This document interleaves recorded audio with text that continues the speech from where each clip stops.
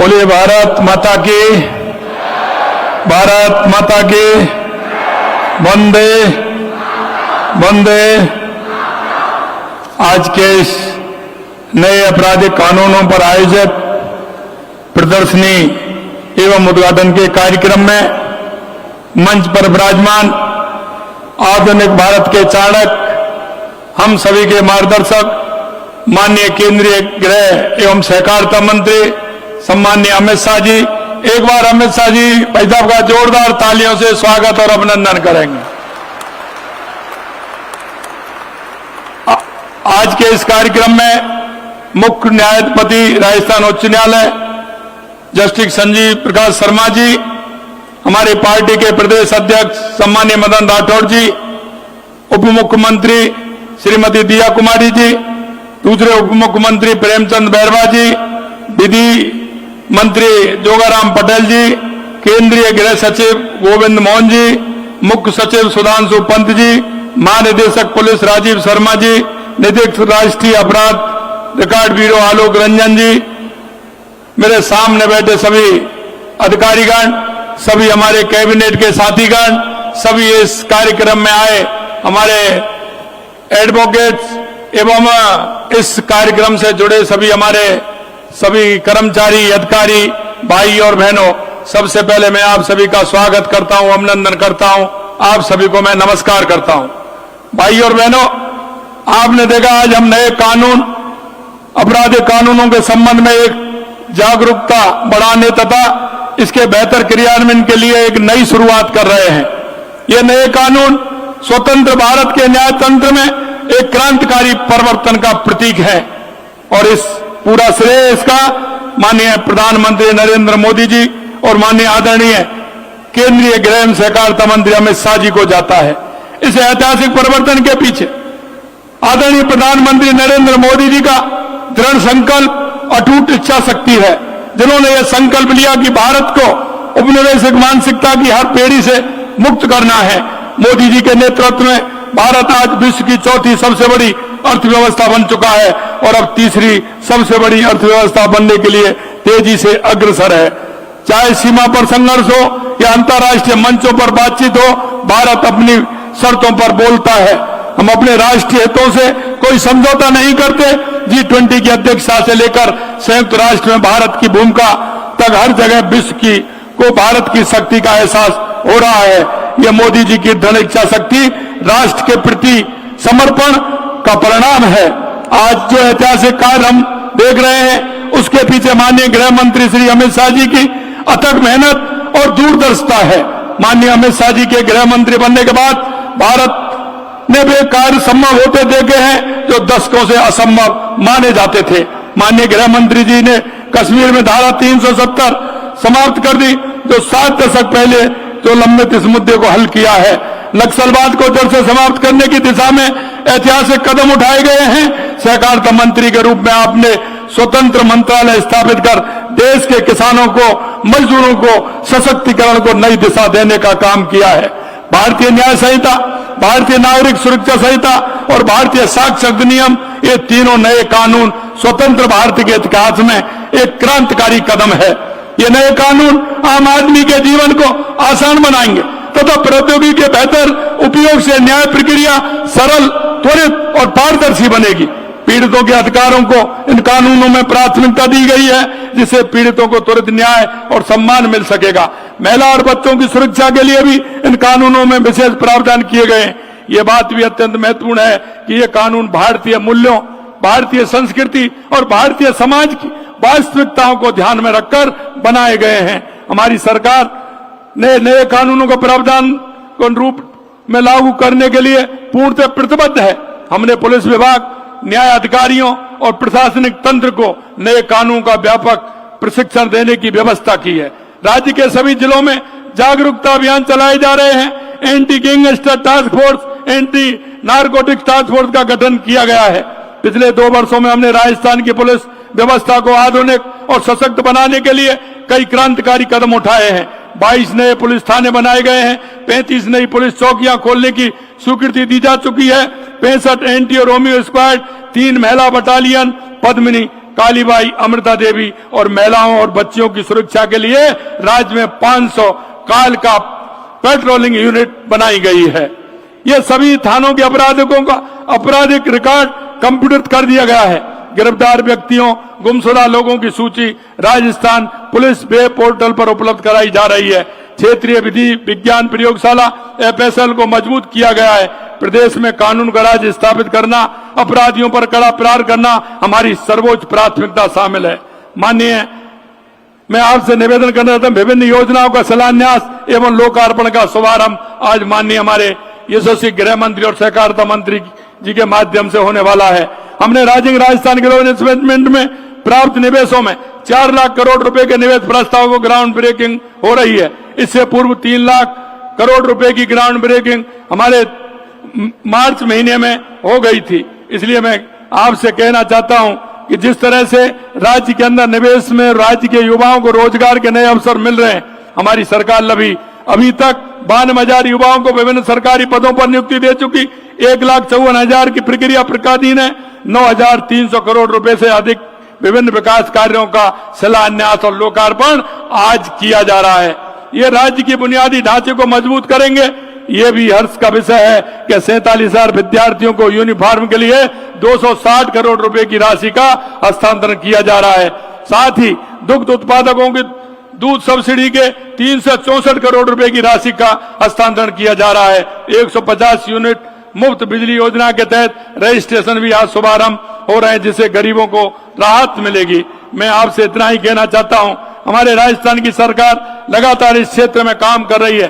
चाहे पानी हो, बिजली हो, रोजगार हो, लगातार किसानों के हित के लिए, गरीब के हित के लिए, युवाओं के हित के लिए, मजदूर के हित के लिए काम कर रही है। माननीय प्रधानमंत्री जी के नेतृत्व में गृह मंत्री जी श्री अमित शाह जी के कुशल मार्गदर्शन में आपके सहयोग से हम विकसित राजस्थान के लक्ष्य को प्राप्त करेंगे। मैं माननीय गृह मंत्री जी अमित शाह जी का आभार व्यक्त करता हूं कि वे राजस्थान में पधारे और इस कार्यक्रम को अपनी गरिमा में उपस्थिति से सुशोभित किया। आइए हम सब मिलकर संकल्प लें, हम एक सशक्त, समृद्ध और न्यायपूर्ण विकसित राजस्थान, विकसित भारत का निर्माण करें। आप सभी को बहुत बहुत धन्यवाद। जय हिंद, जय भारत, जय राजस्थान।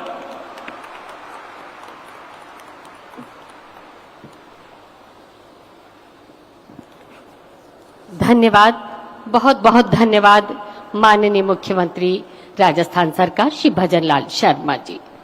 और हम आपको बता दें, rising Rajasthan global investment summit 2024 के प्रथम चरण में 11,000 MOU हस्ताक्षरित हुए, जिनकी प्रस्तावित निवेश राशि 35 लाख करोड़ रुपए से अधिक की है।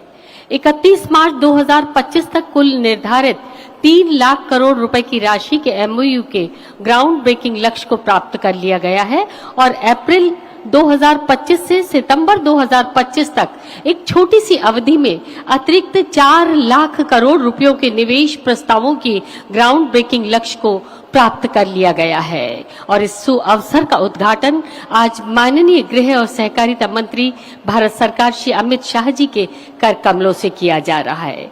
माननीय से अनुरोध, प्रतीकात्मक रूप से ये आधारशिला अपने कर कमलों से आज यहाँ रखें और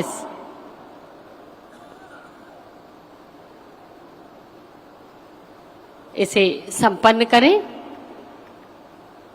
और प्रतीकात्मक रूप से हम देख रहे हैं ये एक ईंट यहाँ आधारशिला के रूप में आप सबकी करतल ध्वनि के साथ बहुत बहुत आभार, बहुत बहुत धन्यवाद। माननीय राज्य के विभिन्न विकास कार्यों का उद्घाटन, शिलान्यास विकसित भारत एट 2047 के विजन को साकार करने और प्रदेश के आर्थिक विकास को गति देने के लिए माननीय गृह मंत्री श्री अमित शाह के मार्गदर्शन में श्री भजनलाल शर्मा ने पहले साल में ही निवेश सम्मेलन आयोजित करने का निर्णय लिया। 9 से 11 दिसंबर 2024 को आयोजित rising Rajasthan global investment summit का उद्घाटन स्वयं माननीय प्रधानमंत्री ने किया। इस समिट में 34 देशों के 20,000 से ज्यादा प्रतिभागियों ने हिस्सा लिया। प्रदेश के कोने कोने से आए MSME से लेकर दुनिया के बड़े और प्रतिष्ठित उद्योगपतियों ने राज्य में निवेश के लिए अपनी प्रतिबद्धता दर्शाई। समिट के तहत कुल 35 लाख करोड़ रुपए के निवेश प्रस्ताव प्राप्त हुए। इन निवेश प्रस्तावों को धरातल पर उतारने के लिए मजबूत प्रशासनिक तंत्र विकसित किया गया है और एमओयूज का समयबद्ध अनुमोदन करते हुए पहले 3.5 महीने में ही 3 लाख करोड़ रुपए के प्रोजेक्ट्स पर कार्य प्रारंभ किया जा चुका है। इसी क्रम में माननीय गृह एवं सहकारिता मंत्री श्री अमित शाह के कर कमलों द्वारा आज 4 लाख करोड़ रुपए के प्रोजेक्ट्स की ग्राउंड ब्रेकिंग की गई है। इस तरह अब तक सभी 41 जिलों में 10 प्रमुख सेक्टर्स में कुल 7 लाख करोड़ रुपए के प्रोजेक्ट्स मूर्त रूप लेने के लिए विभिन्न चरणों में हैं। ये तस्वीरें हैं उन 3000 से अधिक प्रोजेक्ट्स की जहां कार्य प्रारंभ हो चुका है। फाइल से फैक्ट्री तक पहुंचे प्रोजेक्ट्स की ये तस्वीरें कहानी है एक तेजी से बदलते राजस्थान की।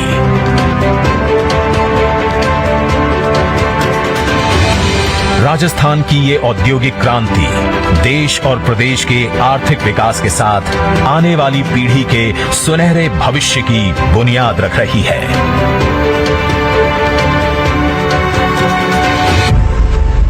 और ये है राजस्थान, हमारा राजस्थान। और राजस्थान राज्य के विभिन्न विकास कार्यों का उद्घाटन, शिलान्यास और लोकार्पण और शुभारंभ माननीय के कर कमलों से हमारा सौभाग्य। आग्रह आदरणीय गृह और सहकारिता मंत्री भारत सरकार श्री अमित शाह जी से रिमोट का बटन दबाकर अपने कर कमलों से इसे संपन्न करें। 9,300 करोड़ रुपयों के 1100 विकास कार्यों का शिलान्यास।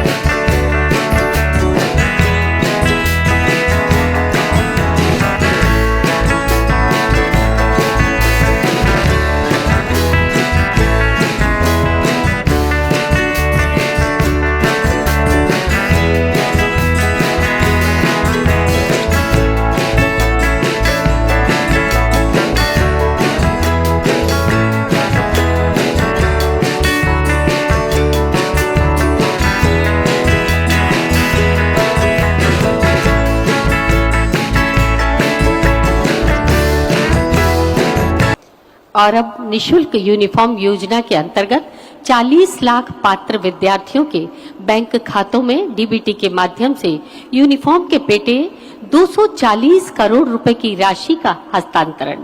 माननीय से पुनः अनुरोध रिमोट का बटन दबाकर। और ये सीधे राशि का हस्तांतरण उनके खातों में।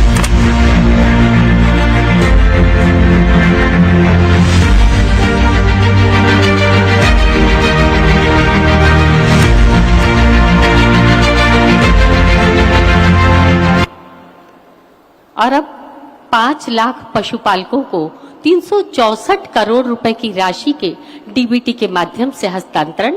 माननीय से पुनः आग्रह है।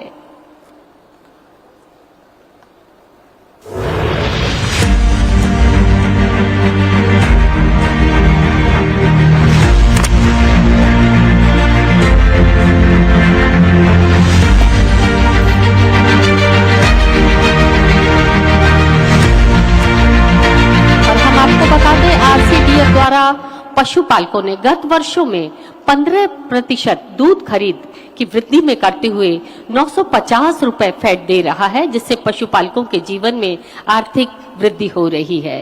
और अब 150 यूनिट मुफ्त बिजली योजना के तहत रजिस्ट्रेशन का शुभारंभ। माननीय से पुनः अनुरोध रिमोट का बटन दबाकर इसका शुभारंभ करें।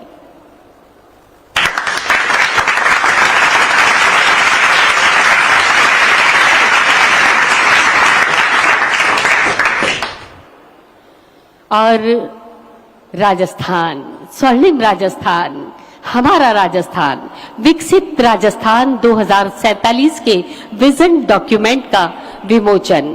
माननीय के कर कमलों से हम आपको बता दें ये डॉक्यूमेंट राज्य की आर्थिक समृद्धि, सतत विकास और समावेशी प्रगति की दिशा में सशक्त, आत्मनिर्भर और विकसित बनाने का ये रोड मैप है और इसका विमोचन आज माननीय गृह और सहकारिता मंत्री भारत सरकार श्री अमित शाह जी और सम्मानित मंच के कर कमलों से ये है विकसित राजस्थान 2047 के विजन डॉक्यूमेंट का विमोचन। बहुत बहुत आभार, बहुत बहुत धन्यवाद माननीय मंत्री गृह और सहकारिता भारत सरकार। और मौलिक चिंतन और उसका धरा पर माननीय क्रियान्वयन करने की प्रधानमंत्री क्षमता श्री नरेंद्र मोदी जी ने भारत को वर्ष 2047 तक एक विकसित राष्ट्र बनाने की परिकल्पना की।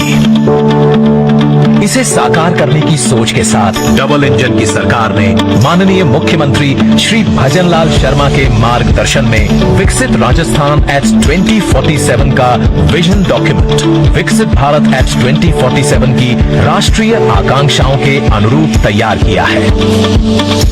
इस विजन डॉक्यूमेंट में राजस्थान को एक अग्रणी कृषि समृद्ध प्रदेश, औद्योगिक निवेश हब और हरित ऊर्जा, पर्यटन व डिजिटल सुशासन के क्षेत्र में एक वैश्विक केंद्र बनाने की परिकल्पना की गई है।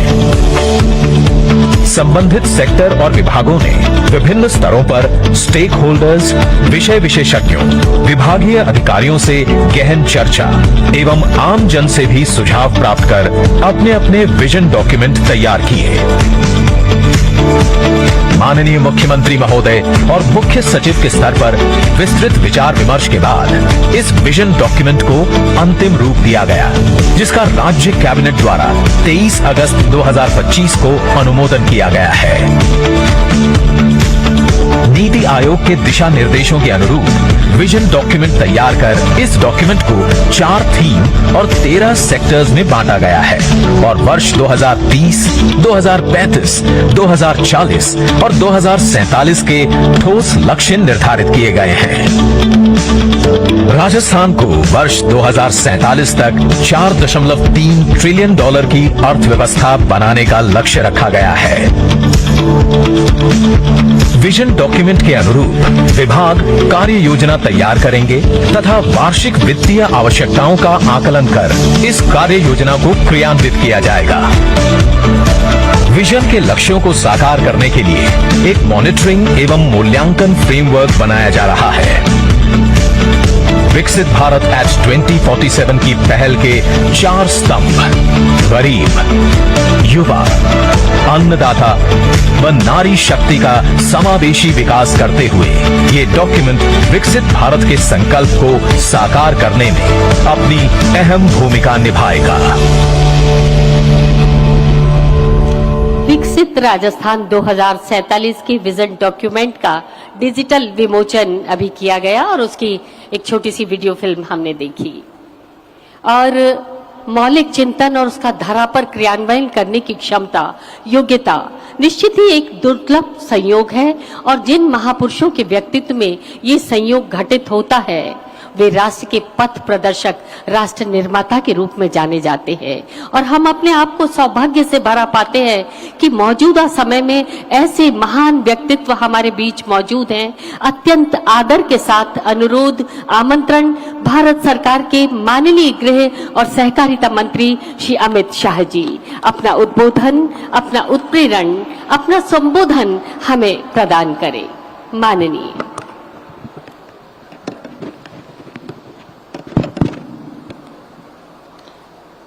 मेरे साथ बोलिए, भारत माता की। क्यों भाई, काफी युवा है, क्या हो गया राजस्थान वालों की आवाज को? ऐसी आवाज नहीं होती भाई।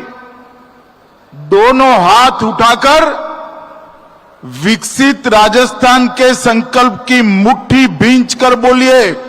उठाइए जरा दोनों हाथ अंत तक और प्रचंड आवाज से बोलिए, भारत माता की।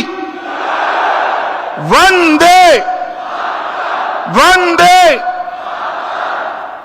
मंच पर उपस्थित राजस्थान के लोकप्रिय मुख्यमंत्री श्रीमान भजनलाल जी,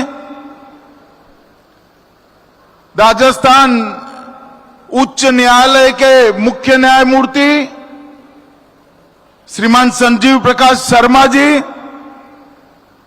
राजस्थान की उप मुख्यमंत्री श्रीमती दिया कुमारी जी,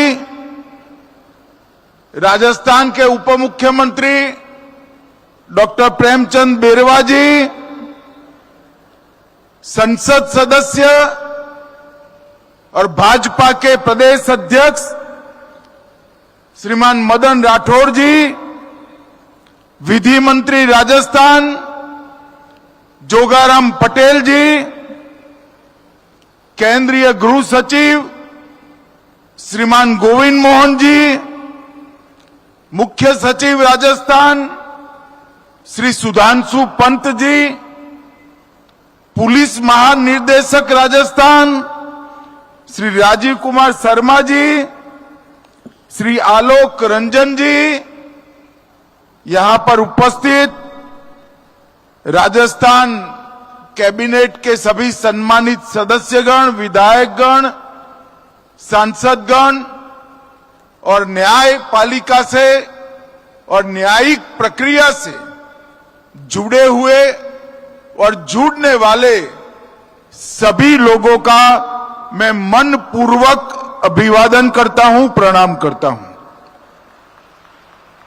भाइयों बहनों, आज का कार्यक्रम एक प्रकार से विकास और न्याय दोनों का समन्वय करने वाला कार्यक्रम है। एक और तो तीनों आपराधिक नए कानून जिसके माध्यम से देश की आपराधिक न्याय प्रणाली में हम आमूल चूर परिवर्तन करना चाहते हैं। देश भर की जनता को संविधान से मिले हुए सारे अधिकार समय पर और सुलभ तरीके से मिले ऐसी व्यवस्था करना चाहते हैं। इसका परिचय कराने वाली एक अत्याधुनिक प्रदर्शनी यहां पर शुरू हो रही है और दूसरी ओर राजस्थान के विकास को तेज गति देने के लिए राइजिंग राजस्थान में जो 35 लाख करोड़ के एमओयू हुए, उसमें से 3 लाख करोड़ के एमओयू जमीन पर उतर चुके थे और 4 लाख करोड़ के आज भूमि पूजन का कार्यक्रम इसी मंच से समाप्त हुआ है। और इसके साथ हजारों करोड़ रुपए के विकास के कार्यक्रम यहां शुरू हुए हैं। मित्रों, आज का दिन बहुत महत्वपूर्ण दिन है। भजनलाल जी ने यहां एक प्रदर्शनी लगवाई है। मेरा उनसे आग्रह है कि प्रदर्शनी का कार्यकाल थोड़ा बढ़ा दीजिए, समय बढ़ा दीजिए, दीपावली के अगले दिन तक इसको कर दीजिए। और मेरा इस सार्वजनिक कार्यक्रम से आपराधिक न्याय प्रणाली से जुड़े हुए सभी लोगों को, चाहे वो पुलिसकर्मी हो, चाहे अधिवक्ता हो, चाहे अधिवक्ता बनने वाले विद्यार्थी हो, ये सभी को मेरा विनम्र अनुरोध है कि आप इस प्रदर्शनी को जरूर देखिए, क्योंकि आने वाले दिनों में हमारी आपराधिक न्याय प्रणाली में जो एक बहुत बड़ा परिवर्तन आने वाला है, ये प्रदर्शनी उसको सटीक तरीके से दिखा रही है। इसी के माध्यम से आप जान पाएंगे कि 160 साल पुराने कानूनों को समाप्त कर नरेंद्र मोदी जी जो नए 3 कानून लाए हैं, इससे किसी भी एफआईआर देश भर में 2027 के बाद होगी। पूरी व्यवस्था लागू होते होते 2 साल और लगेंगे, परंतु 2027 के बाद जो भी एफआईआर होगी इसको 3 साल के अंदर ही सुप्रीम कोर्ट तक न्याय देने की व्यवस्था इस कानून से हो जाएगी। पूरे देश में कोई किसी के भी साथ अन्याय होता है तो वो कोर्ट में जाना पसंद नहीं करता है। हमारी न्यायिक व्यवस्था की छवि न्याय समय पर न मिले ऐसी बनी है, और मैं विश्वास के साथ राजस्थान की जनता को बताने आया हूं कि 3 आपराधिक न्याय प्रणाली के कानून आपको समय पर सुलभ तरीके से, सरलता से न्याय देने का काम करेंगे। मोदी जी ने ईज ऑफ लिविंग के लिए ढेर सारे परिवर्तन किए हैं, परंतु इसके साथ ही ये कानूनों के अमल के साथ ही ईज ऑफ जस्टिस के लिए भी बहुत बड़ा परिवर्तन होगा। और मित्रों, मैं कहना चाहता हूं कि कानूनों के माध्यम से हमारी आपराधिक न्याय प्रणाली, क्रिमिनल जस्टिस सिस्टम दंड की जगह न्याय से प्रेरित होकर काम करेगी।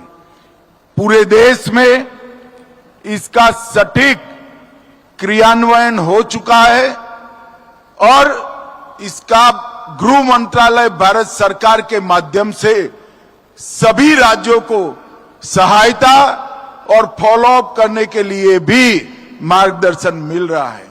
यहां डीजीपी साहब बैठे हैं राजस्थान के। राजस्थान वालों को मालूम नहीं है कि ये यहां आने से पहले इसी कानून के इम्प्लीमेंटेशन के साथ जुड़े थे। श्री राजीव शर्मा का बहुत बड़ा योगदान है इस कानूनों को पूरे देश में लागू करने के लिए। और मित्रों, ये कानून जब संसद में पास हुए, एक बहुत वरिष्ठ अधिवक्ता का मुझे फोन आया था। कितने सालों से मैं न्याय दिलाने का काम करता हूं, मगर अंग्रेजों द्वारा बनाए हुए, अंग्रेजों के पार्लियामेंट में पारित हुए और अंग्रेजी शासन बचाने के लिए बने हुए कानून की जगह भारतीयों ने बनाए हुए, भारतीय संसद में पारित हुए और भारतीयों को न्याय दिलाने वाले कानून की ये शुरुआत एक ऐतिहासिक बात है। और मित्रों, इससे एक लंबी हमने चर्चा की प्रक्रिया की। 3200 से अधिक सुझाव कई जगह से आए। 42 सांसद, अनगिनत आईपीएस अफसर, हाई कोर्ट, सुप्रीम कोर्ट के अधिवक्ता, जज साहब, कई लोगों के सुझाव per day to day consider कर मीटिंगें कर लगभग 3 साल की लंबी प्रक्रिया के बाद ये कानून बने हैं। ये कानून में महिला और बच्चों के खिलाफ अपराधों के लिए अलग चैप्टर दिया है। एफआईआर और 0 एफआईआर का प्रावधान किया है। सभी जब्ती की वीडियोग्राफी अनिवार्य कर दी है और 7 साल से ज्यादा सजा जिसमें है, ऐसे हर अपराध के लिए फॉरेंसिक जांच को हमने कंपलसरी किया। और मैं आज राजस्थान की जनता को बताने आया हूं, राजस्थान में सजा कराने का दर 42% था, 42%। पुलिस 100 लोगों को पकड़ती थी, इसमें से सिर्फ 82 लोगों को सजा होती थी। ये कानून लगाए हुए 1 ही साल हुआ है और ये 42% को हम 60% तक पहुंचाए। और मित्रों, मैं आपको विश्वास दिलाता हूं, जब इसका संपूर्ण इंप्लीमेंटेशन हो जाएगा, ये 60% से भी बढ़कर 90% तक सजा का दर जाएगा। ये सभी प्रकार के वैज्ञानिक प्रावधान इस कानूनों में किए हैं। इस कानून के सुचारू इंप्लीमेंटेशन के लिए हमने दूरदर्शिता के साथ 2020 में ही नेशनल फॉरेंसिक साइंस यूनिवर्सिटी बना दी थी और इसकी देश भर में धीरे धीरे एफिलेटेड कॉलेजेस खोलकर एक नया कार्यबल, वैज्ञानिक जांच करने वाले युवाओं का कार्यबल हम बना रहे हैं। इन नई संहिताओं में आतंकवाद, मॉब लिंचिंग, संगठित अपराध और डिजिटल अपराध की व्याख्या भी हमारी न्याय प्रणाली में पहली बार की है।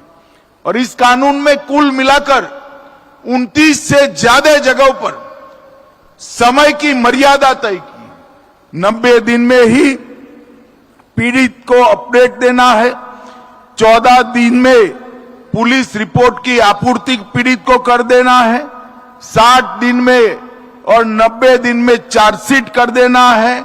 अगर कोई देश छोड़कर जाता है या कानून की शरण में नहीं आता है तो ट्रायल इन एब्सेंशिया, इनकी अनुपस्थिति में ट्रायल कर सजा कराने का प्रावधान भी हमने किया है। इसके साथ साथ डायरेक्टर प्रोसिक्यूशन, इसकी भी स्थापना की है। मित्रों, ये जो बदलाव है एक प्रकार से ऐतिहासिक बदलाव है। मैं विश्वास के साथ कह रहा हूं, ये जो रिफॉर्म आया है वो 21वीं शताब्दी का सबसे बड़ा रिफॉर्म हमारे 3 क्रिमिनल जस्टिस कानूनों को आगे लागू करना है। और इसके कंप्लीट इंप्लीमेंटेशन के बाद हमारी आपराधिक न्याय प्रणाली, क्रिमिनल जस्टिस सिस्टम पूरी दुनिया में सबसे आधुनिक आपराधिक न्याय प्रणाली बन जाएगी, इसका मुझे पूरा विश्वास। मित्रों, कई सारे मामलों में 25-25, 30-30 साल तक हम सजा नहीं करवा पाते, लोगों को न्याय नहीं देते थे और इससे अब मुक्ति मिल जाएगी। जब हमने तय किया 60 दिन में चार्जशीट कर देना, चालान लागू करना और 90 दिन गंभीर अपराधों के लिए, तब सबके मन में संशय था ऐसा हो पाएगा। सिर्फ 1 साल हुआ है, देश में लगभग 50% से ज्यादा चार्जशीट समय पर होने लगे हैं और मुझे पूरा विश्वास है 1 और साल में ये 90% तक पहुंच जाएंगे। इसके तहत लाखों पुलिस अधिकारी, हजारों न्यायिक अधिकारी और एफएसएल के कर्मचारी, जेल के कर्मचारी, सभी का ट्रेनिंग का काम भी हमने पूरा कर दिया है। आई गॉट पोर्टल के माध्यम से भी ट्रेनिंग और प्रशिक्षण हो रहा है और अब कहीं पर भी पर्सनली कोर्ट के सामने जाने की गुंजाइश बहुत कम छोड़ी है। जेल से भी अपराधी वीडियोग्राफी से अपनी पेशी लगाएंगे।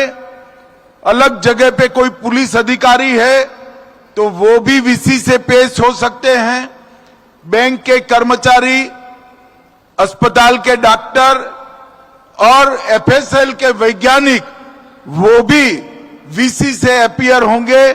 इससे ढेर सारा समय का भी बचत होगा, पैसा भी बचेगा और पुलिस कस्टडी से भागने की संभावना लगभग 0 हो जाएगी। मित्रों, ये कानून को मेरा फिर से एक बार करबद्ध निवेदन है आप सभी से कि ये जो प्रदर्शनी लगी है ये राजस्थान के आपराधिक न्याय प्रणाली से जुड़े हुए सभी अंग उपांग के अंदर कार्य कर रहे सभी लोग इसको जरूर एक बार देखें। मित्रों, आज 4 लाख करोड़ के निवेश प्रस्तावों की ग्राउंड ब्रेकिंग सेरेमनी हुई है। जब यहां पर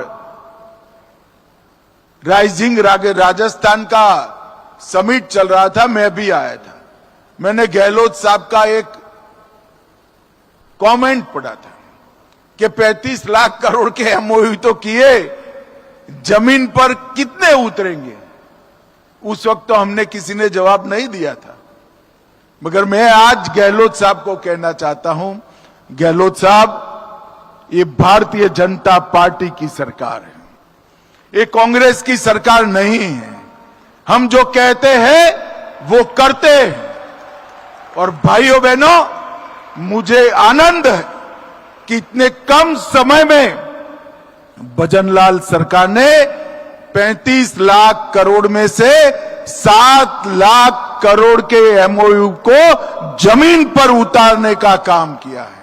ये बहुत बड़ी उपलब्धि और मुझे विश्वास है देश भर में जो इन्वेस्टमेंट समिट होती है उसमें एमओयू को जमीन पर उतारने का जो एवरेज दर है उससे हमारी भजनलाल सरकार, भाजपा सरकार कई गुना आगे आएगी, इसका मुझे पूरा विश्वास है। मित्रों, इसके माध्यम से अनेक प्रकार के प्रोजेक्ट्स, आज अलग अलग प्रकार के प्रोजेक्ट जो जमीन पर उतरे हैं, राजस्थान के युवाओं के लिए कई सारे मौके सृजित करने वाली इंडस्ट्रीज आज यहां पर जमीनी कामकाज शुरू करी है। मैं भजनलाल जी, उनके उद्योग मंत्री और दोनों उप मुख्यमंत्री को, मुख्य सचिव को, सभी को बहुत बहुत साधुवाद और अभिनंदन देना चाहता हूं। आज यहां पर 9,315 करोड़ की अलग अलग परियोजनाएं हुई हैं और इसके अलावे आज 47,000 विद्यार्थियों को यूनिफॉर्म के लिए, गणवेश के लिए 260 करोड़ रुपया सीधा इनके अभिभावकों के बैंक अकाउंट में डायरेक्ट जमा कर दिए गए। मुझे याद है, मैं प्रचार करने आया था, हम सरकार बदलने की गुहार करते थे, उसमें एक मुद्दा यह भी था कि कांग्रेस की सरकार विद्यार्थियों के यूनिफॉर्म में भी कटकी और बटकी दोनों कर रही है। आज भजनलाल जी ने पारदर्शिता से सबको ऑनलाइन देना शुरू किया है। दूध उत्पादन, उसको बढ़ाने के लिए लगभग 364 करोड़ की सब्सिडी आज 5 लाख से ज्यादा दूध उत्पादकों दी है और 150 यूनिट बिजली योजना के तहत, फ्री बिजली योजना के तहत रजिस्ट्रेशन का भी यहां पर आज शुरुआत हुआ है। 56 एफएसएल की गाड़ियां जो अब सैंपल लेने का काम करेगी और अनेक पुलिस के व्हीकल आज लोकार्पित हुए हैं। मित्रों, आज मैं यहां आया हूं तब 2 बातें जरूर कहना चाहता हूं। दीपावली आने वाली है। दीपावली में हमारी माताएं बहनें विशेष कर सबसे ज्यादा खरीदारी करती हैं और मोदी जी ने नवरात्रि के पहले दिन ही 395 से ज्यादा लोग उपयोगी चीजों में या तो जीएसटी की दर शून्य करी है या 28%, 18%, 12% से 5% करने का काम किया है। और इतना बड़ा बिक्री कर में राहत पूरे देश भर में कभी नहीं दिया गया। इसलिए आपकी दीपावली शुभ होने की पूरी व्यवस्था मोदी जी ने करी है, मगर मैं आपको एक आग्रह भी करना चाहता हूं। दीपावली तो सस्ती खरीदारी से जरूर शुभ करिए, परंतु स्वदेशी चीजों को ही खरीदने का आग्रह आप लोग करिए। अगर देश के 140 करोड़ लोग ये प्रण ले लेते हैं कि हम बाकी का जीवन जिन चीजों का उपयोग करेंगे वो मेरे देश में ही बनी हुई है, ये बनाने में मेरे देश के मजदूर का पसीना होगा। ये बनाते वक्त मेरे ही कोई भाई बंधु को इससे रोजगारी मिली होगी। अगर इतना प्रण कर लेते हैं तो देखते देखते मोदी जी ने हमारी अर्थव्यवस्था को 11वें नंबर से 4थे नंबर पर पहुंचाई है। युवाओं, जब आप लोग होंगे 2047 में देश आजादी की शताब्दी मनाएगा, तब हम सर्वोच्च नंबर पर दुनिया में पहुंच कर रहेंगे, सर्वोच्च नंबर पर। और इसलिए विशेषकर युवाओं ने और हर परिवार की महिलाओं ने, माताओं ने, बहनों ने स्वदेशी का आग्रह, इसका प्रण इस दीपावली के दिन लेना है। अगर देश के अंदर ये तय हो जाए कि 140 करोड़ लोग वही चीजों का उपयोग करेंगे जो हमारे देश में बनी है, तो हमारे देश का मार्केट, हमारे देश की बने उत्पादों की खपत इतनी तेजी से बढ़ेगी कि हमारा देश दुनिया भर के उत्पादकों के लिए उत्पादन का केंद्र बन जाएगा। मित्रों, अभी अभी मैं एक अंतिम बात राजस्थान के किसानों के लिए कहने आया हूं। वैसे तो हमारा कृषि प्रधान देश है, हम सभी लोग मानते हैं, परंतु दलहन आज भी हम विदेश से आयात करनी पड़ती है। कांग्रेस के जमाने में 1.52 लाख मैट्रिक टन दलहन एमएसपी पे खरीदी जाती थी और आज 83 लाख मैट्रिक टन हम खरीदते हैं। मगर अब मोदी सरकार ने एक निर्णय किया है, नाफेड और एनसीसीएफ के साथ जो किसान रजिस्ट्रेशन करते हैं उनकी तूर, मसूर और उड़द 100% एमएसपी पे खरीदी जाएगी।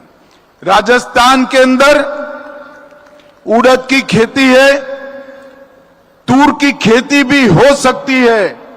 राजस्थान के सभी किसान इंटरक्रॉप जो करते हैं, बीच में जो क्रॉप करते हैं, उनमें दलहन की खेती करें और रजिस्ट्रेशन कराए एनसीसीएफ और नाफेड से। आपका 100% दलहन भारत सरकार एमएसपी पर खरीद लेगी।